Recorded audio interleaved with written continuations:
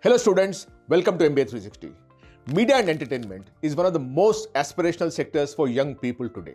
It sits at the crossroads of creativity, technology, culture and business, and it shapes how stories, brands and ideas reach the society. At the same time, it is also one of the most misunderstood MBA specializations. Many students are drawn to the sector because of visibility and glamour without fully understanding the nature of the work, the uncertainty involved, or the kind of temperament it demands and requires. An MBA in media and entertainment is not about fame, spotlight, or creative stardom.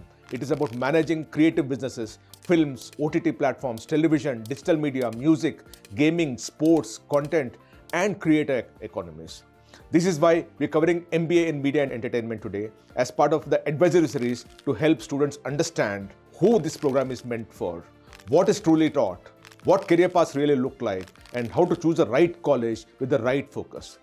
This is a student-first conversation meant to bring clarity to the sector where expectations and reality often don't align. The first and most important question that we should be talking right now is who should choose MBA in Media and Entertainment? And before we talk about colleges, placements or salaries, it's critical to understand the fitment of the student. Media and entertainment is not a linear, predictable corporate sector. It involves creative uncertainty, project-based work, intense deadlines, and constant changes. It rewards hustle, networking, and resilience, but it can frustrate those who seek structures, stability, or quick hierarchy. To give us greater clarity and take us through the nuances of the program, we have with us Dr. Aparna Khare, Associate Professor and Program in Charge, Media and Entertainment Program at the Wellinger Institute of Management. She will explain to us, answer all our questions, and also explain all the nuances that are involved with this program so that you as students exactly understand what to expect and what not to expect out of an MBA in Media and Entertainment program. Dr. Aparna, who should genuinely choose an MBA in Media and Entertainment? Who should think twice before entering this sector? So the people who would look forward to choosing an MBA in Media and Entertainment, young minds who are interested in having a creative life for themselves, who are very passionate about their lives and careers, who feel that there is something which need to go and get for themselves. They who are having that craving for learning and being very agile and up for in the market, right? So should be taking up a media entertainment program because the program is full of life. As much as there is a lot of management angle to it, but there is a lot of creative aspects to it. If you look into OTT business, lots and lots goes in creating an OTT business. If you look at business of movies, lots and lots of goes in creating a movie business. So there are multiple stakeholders, there are a lot of people involved in terms of management. So media management and media creativity both go very well hand in hand. And so those who are ready to who are the real hustlers, who are ready for having a great mindset in terms of creating and crafting a beautiful world by their ideas and thought process, should look for having a media entertainment program. The second and very important question is what is actually taught? What is the kind of curriculum that is taught for an MBA student who is pursuing media and entertainment in a sectoral MBA? The curriculum, the reality check is very, very important. Many students assume that an MBA in media and entertainment is either highly creative or largely theoretical. In reality, strong programs focus on the business of content, how ideas are financed, produced, distributed, monetized, and scaled across platforms. Let's clear this misconception very, very clearly. And that is where we again have Dr. Aparna. And Dr. Aparna, this is what I want you to explain to us.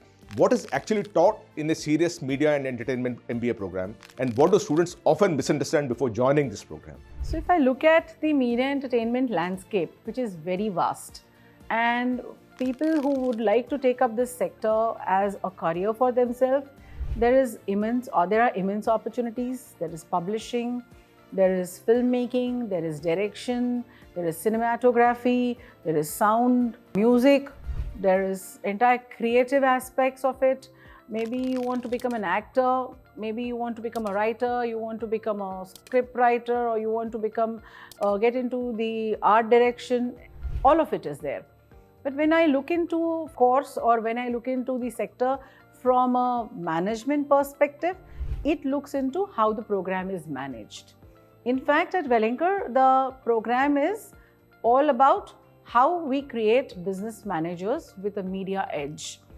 So here the program looks into or the course looks into media and entertainment from a management perspective, where you learn the nuances of media and entertainment along with the management aspects like principles of management, marketing management, or you are learning organizational behavior, finance, and then learning media and entertainment like an integrated marketing communication, then PR. You are learning creative writing, storytelling. You are learning the writing for media. You are learning digital marketing, where technology is playing a very vital role in the sector today. Everything is tech-based. We see all our ads, everything are getting digitalized. Most of the communication which we watch is on Instagram, YouTube, and that is the digital mandate which most of the brands are giving to the media. And so, of course, print is playing a very vital role. Print is there to stay. So, print or digital or TVC or television or radio. So, media entertainment course has a very wide scope.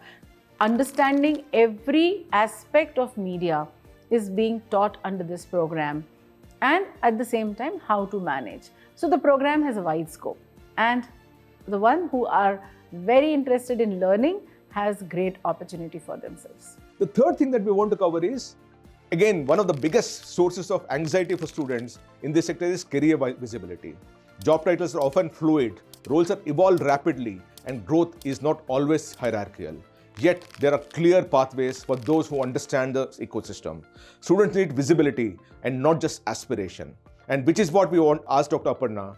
What are the realistic career pathways after an MBA in media and entertainment that students can expect across films, OTT, TV, digital media, and any other related sectors? So the career is very vibrant out over there. Someone who is passionate about making a vibrant career in media and entertainment can get opportunities in client servicing, can get opportunities in brand management, media management, social media management, content management, digital marketing. They can get an opportunity with marketing services, marketing management, sales, ad sales, business development, and so on and so forth. So it depends where the person would like to work. With media companies as well as non-media companies, opportunities are available everywhere. Say for example, you take up a real estate company. In a real estate company, what a media entertainment student would do? But he has an opportunity to be a part of the marketing team, work on marketing communication, design campaigns, and create good communication processes for the real estate company. What a media entertainment student would do in a bank. But a student would help bank in designing the entire communication strategy, which is a key because banks are also having a lot of competition in today's time. So this is how in a media company and in a non-media company, you are really relevant. If a media company I look at, you have to look into ad sales, you can get into revenue, you can get into content management, you have a lot of work in terms of business development, and there are a lot of opportunities available. Media research is also a very interesting area where people can work. Today, audience measurement is very important, very critical. So when students are looking at making their career in media, there is a plethora of opportunities available for them. Only that they need to be very creative and passionate. Every student would want to understand the salary, the stability, the career volatility, and the hard truth about what exactly to expect on these parameters, right? Media and entertainment is exciting, but it is also one of the most volatile professions that you can actually think of. Entry-level salaries are often modest. Career trajectories can be very, very uneven, and stability comes later when you actually grow up the ladder than in traditional management roles. This is where honesty matters in terms of setting the expectation very, very real as far as the students are concerned. And which is where I again ask Dr. Aparna. Dr. Aparna, can you please tell us what should students realistically expect in terms of salary, stability, and career volatility in the media and entertainment industry if they were to go through an MBA in media and entertainment? Looking at the salary stability and looking into the career volatility, of course, it is a great career and to have a stability in career and salary, in whichever field you talk about, everyone needs to work hard. But the real ones who are passionate and keen for doing something for good for themselves will have a long path. Trust me, all those who have made big in this career, in this sector, have started small but really made big. And salaries are good for really hardworking people. There are companies like Dentsu, WPP who start slow, who give them time to train, but then later on the packages really improve, really grow. So packages have been great. If you are with a media company, if you're with Netflix, if you're with Amazon, you have great packages. Jio Hotstar, you have great packages. And if you are with production houses, they gradually start with. If you are with at business development, yes, you have great packages again. Times of India, through its STEP program, gives opportunities to young minds to work with them and give a good, create a good future for themselves. So there is no dearth of good package and career stability. It is certainly growing because the sector is growing manifold. It is no more a sunrise sector. So when the sector is growing and we all are loving watching our content day in, day out, so much of stuff is happening in the market with respect to the sector. So how can there be a job dearth? And of course, if your salary starts low initially, it will certainly pick up great. Now, once we've answered all these questions, the very important question obviously comes in that if you made the choice that you want to actually do an MBA in media and entertainment, how does a student go about choosing the right college? Because the specialization is now thought through and one has taken the call. And that is where this is very important of how does a student go about choosing the right college. In media and entertainment, the choice of institution is critical, not because of brand alone, but because of industry integration, faculty credibility, and hands-on exposure. A generic MBA with a media label can do more harm than good. Students must need depth, not just access. Dr. Aparna, can you please tell us how should students choose the right college for MBA in media and entertainment? And what specialization focus really matters for long-term success of a student who wants to pursue this sectoral MBA in any institution?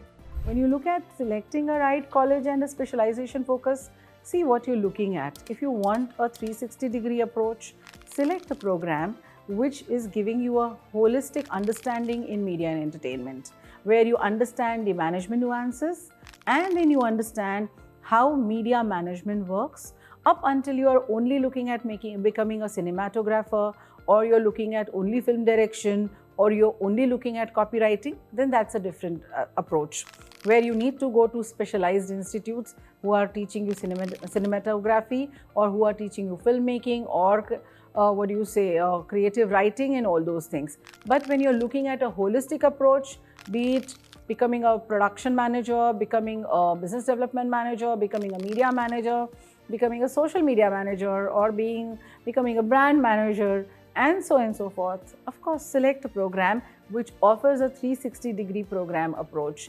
I personally would like to say Wellinger offers PGDM Media Entertainment program, which is looking into this 360-degree understanding of the program and of the course, and gives a very wide understanding of the market. All the responses that we got from our expert and also explained to you what exactly an MBA in media and entertainment you can expect from. It's very important for you to understand that an MBA in media and entertainment is not about glamour. It's about building businesses around creativity. This sector rewards those who can live with uncertainty, think on their feet, and keep moving even when the path is unclear. For the right student, it offers something rare: variety, creativity, energy, and the chances to work at the center of culture and commerce. But it demands resilience, patience, and the ability to grow without guarantees.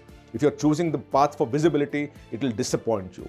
If you're choosing this to understand how content, platforms, and audiences come together, it can be deeply exciting. The goal of this conversation was simple: to help you choose with clarity, not fantasy, because in media, the strongest careers are built behind the camera and not in front of it. Thank you so much. Namaste.